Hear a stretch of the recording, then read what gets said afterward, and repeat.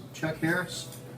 I am part of the Ruritan Club that puts on the annual Hepler Ruritan Rodeo every 3rd and 4th of July.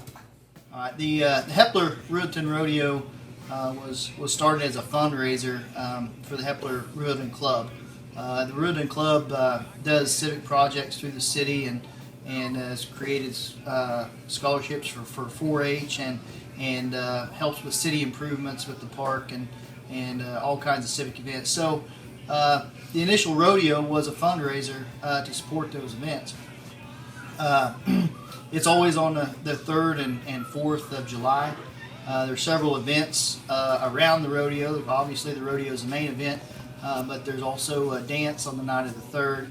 On the 4th of July, there's a parade and kids games and the Hillbilly Olympics as well. So there's lots of events that go on. The rodeo has been going on for 40 plus years.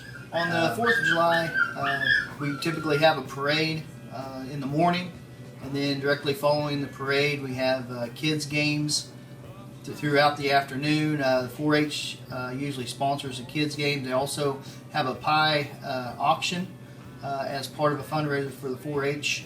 And then in the afternoon, before the rodeo, they have what we call the Hillbilly Games. Now, the Hillbilly Games are an odd group of games. It's a team game, teams of 4, and they have to do odd things like jumping over hay bales and swimming in stock tanks and stuff. It's a lot of fun. The community has a great time doing it. And then that evening, at 7 o'clock, there's like mutton busting, and then after the mutton busting, the rodeo starts at about 8 o'clock. So it's a good time for all the family members.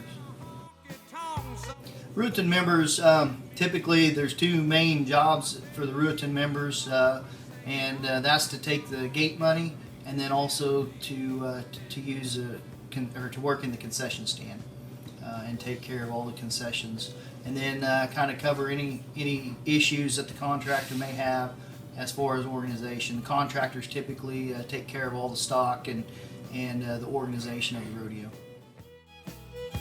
The facility where the facility sits is actually was land owned by a gentleman named Chink Ritter, and Chink was a big Ruritan member at the time, highly involved in the Ruritan Club, and he allowed the Ruritan Club to build the arena on that property that sits right on the edge of town, which worked really well. When Chink passed away, he deeded that property and adjacent property to the Ruritan Club so they could continue their work. So it meant a whole lot to the community to continue to have those facilities there, and it meant a lot to the Ruritan Club to be gifted that land in order to continue their community service and for the city and for also the area. I've been attending the rodeo my whole life. I think there may be a couple years when we lived in Nebraska that we missed the rodeo. But besides that, I've attended that rodeo from day one practically. So it's a big part of the community. It's a big part of the area as well. The rodeo draws, over a weekend it'll draw anywhere from 1,500 to 2,000 people on the 2-day event. So it's a big deal for our Ruritan Club. It's a big fundraiser, and it's a great thing for the community.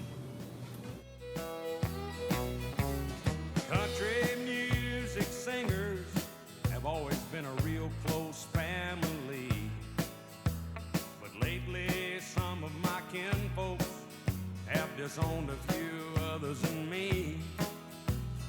I guess it's because